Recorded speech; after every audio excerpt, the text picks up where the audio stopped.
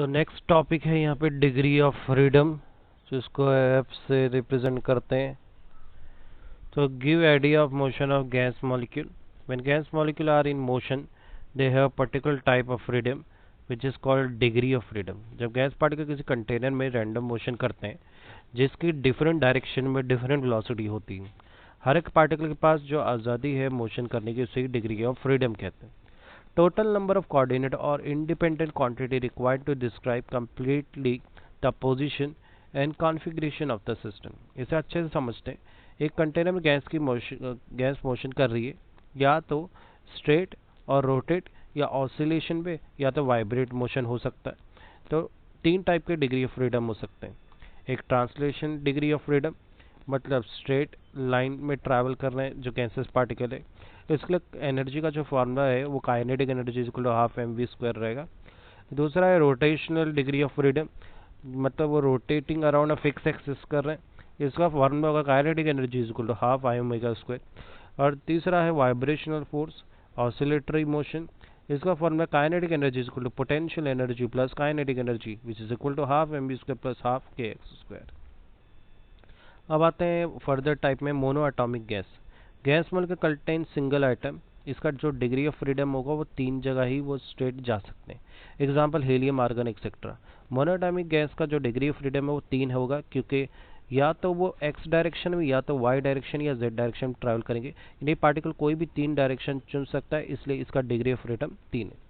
Diatomic gas two molecule of gas होते हैं, इसमें दो टाइप के, rigid molecule and non rigid molecule.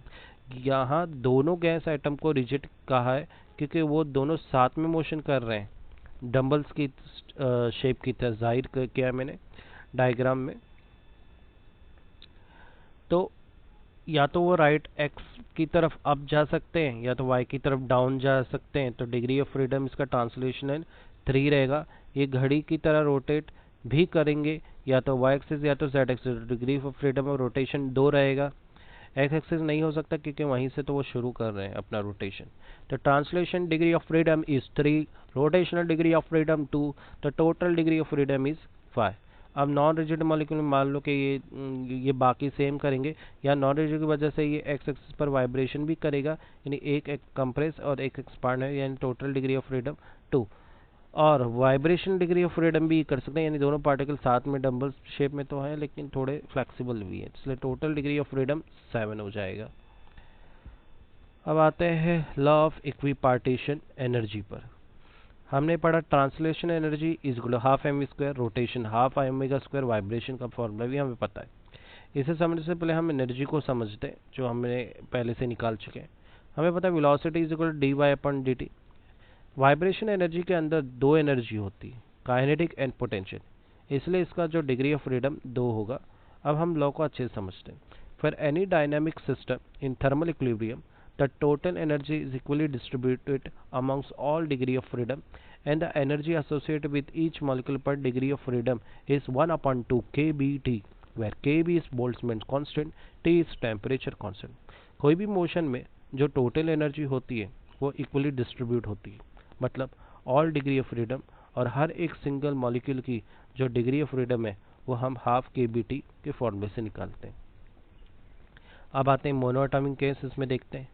Total kinetic energy ये एक्स वाई और जेड एक्सिस पर निर्भर करती है। इसकी एवरेज जो एनर्जी है उसे कैसे जाहिर करेंगे, हर एक एक्सिस का हम लोग काइनेटिक एनर्जी निकालेंगे। अब हर एक एक्सिस को निकालने के बाद हमें पता है कि यहाँ पर लॉ ऑफ इक्विपार्टीशन एनर्जी के मुताबिक जो एनर्जी होती है हाफ के बी टी है, तो एम वी को हटा के वहाँ पर के बी टी लिख देंगे। टोटल कितने के बी टी है, 3 है, तो 3/2 हो जाएगा। अब आते हैं डायटोमिक गैस पर। इसमें दो टाइप होंगे, एक रिजिड मॉलिक्यूल और दूसरा नॉन रिजिड। तो ईटी में 2 और ईआर में, ईटी में 3 और ईआर में 2, टोटल डिग्री फ्रीडम 5 है इसका। तो उस हिसाब से हम लोग फार्मूला इसमें रिपीट करेंगे। Equi law of equally partition के मुताबिक एम वी हो या आई ओमेगा, सबको के बी टी से इजार करना है, तो 5/2 के बी टी हो जाएगा, सब carbon monoxide. Non rigid molecule में 7 होते हैं तो 7/2 के बी टी हो जाएगा। अब आते हैं पॉलीएटॉमिक गैस पे।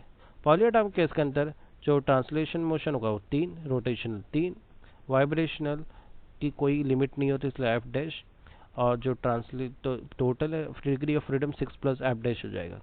अगर इसका मैं टोटल एनर्जी निकाल दूँ आएगा 6 plus F dash upon 2 kBT। अब आते हैं नेक्स्ट कॉन्सेप्ट की तरफ, specific heat capacity of gas. Specific heat की वजह की वो अमाउंट है जो उस सब्सटेंस के 1 ग्राम मटेरियल को टेम्परेचर 1 डिग्री सेल्सियस बढ़ाते हैं। स्पेसिफिक हीट की वो अमाउंट है जो इस सब्सटेंस के 1 ग्राम मटेरियल का टेम्परेचर 1 डिग्री सेल्सियस बढ़ाते। स्पेसिफिक हीट को हम दो तरीके से मालूम कर सकते हैं, प्रेशर और वॉल्यूम। इनकी डेफिनेशन भी सेम है। दो स्पेसिफिक हीट का मतलब मान लो टेम्परेचर कांस्टेंट, लेकिन प्रेशर और वॉल्यूम नहीं कांस्टेंट है। इसी तरह से vice versa, at constant pressure gas heat volume expand, work done on surrounding. At constant volume gas heat no exchange in volume, no work done on surrounding. यहाँ पर जो सीपी व heat capacity of pressure is always greater than heat capacity of volume. तो CV is equal d you upon D T, you energy per unit time को represent कर रहा है। हमारे पास स्पेसिफिक हीट कांस्टेंट वॉल्यूम का formula है, पर CP का नहीं है, वो सीबी से मालूम कर लेंगे। ये बेसिक आइडिया है। अब हम 12th स्टैंडर्ड पर आते हैं।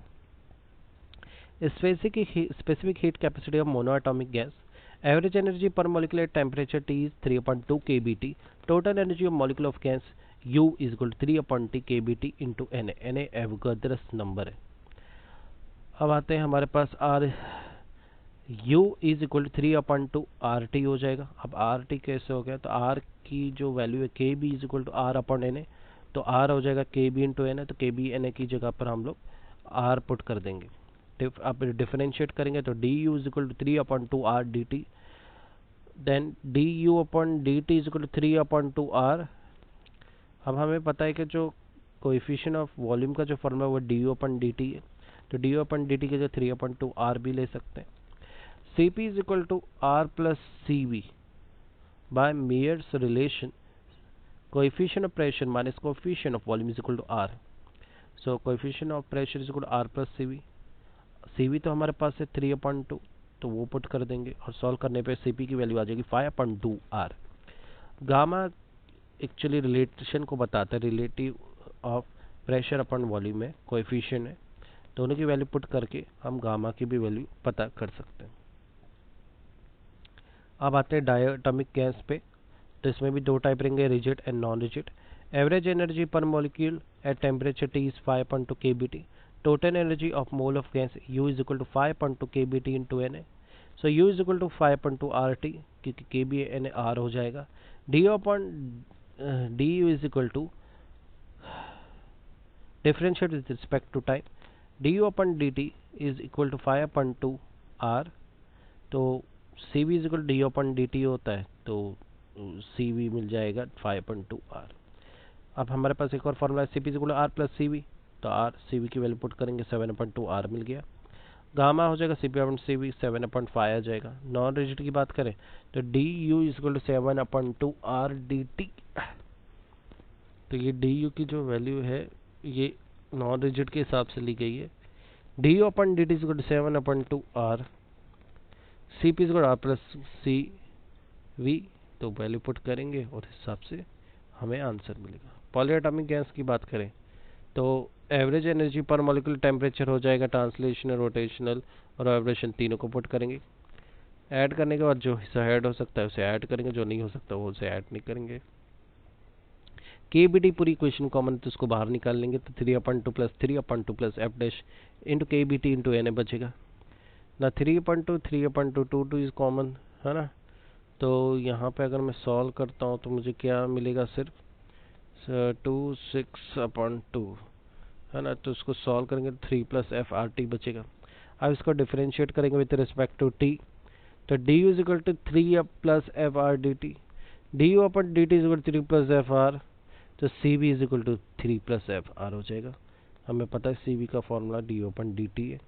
सी P is equal to R plus C B is equal to R plus 3 plus F R, यहाँ पे ऐड करने पर 4 प्लस एफ आर मिलेगा। गामा है C P upon C R is equal to 3 plus F upon 4 plus F. अब आते हैं next concept की तरह, specific heat capacity of solid.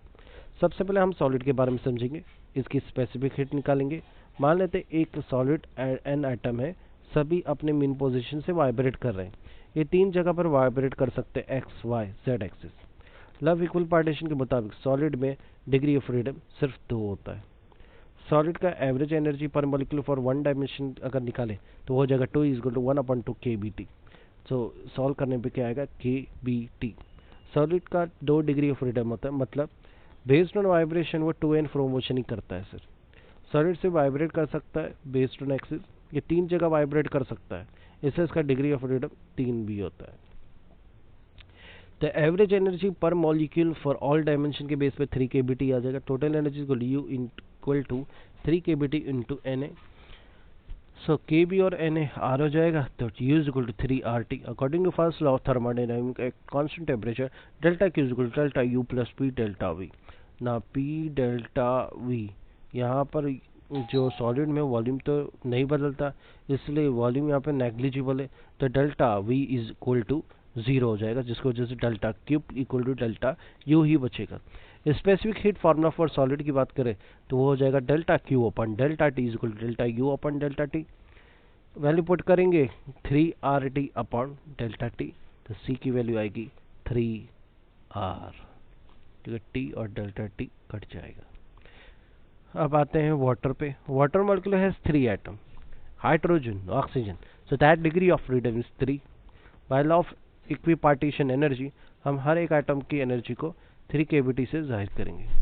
So average energy per molecule of water is 3 into 3 kBt। So U is equal to 9 kBt into Na। U is equal to 9RT। Specific heat of water is C is equal to delta Q upon delta T is equal to delta U upon delta T is equal to 9RT upon delta T is equal to 9R। हम thermodynamics के बारे में जानते हैं। Thermal equilibrium, heat and work की definition पढ़ चुके हैं, first law second law chemistry भी पढ़ेंगे और टाइप प्रोसेस भी वहीं पढ़ेंगे। तो यहाँ पर हमारा चैप्टर खत्म।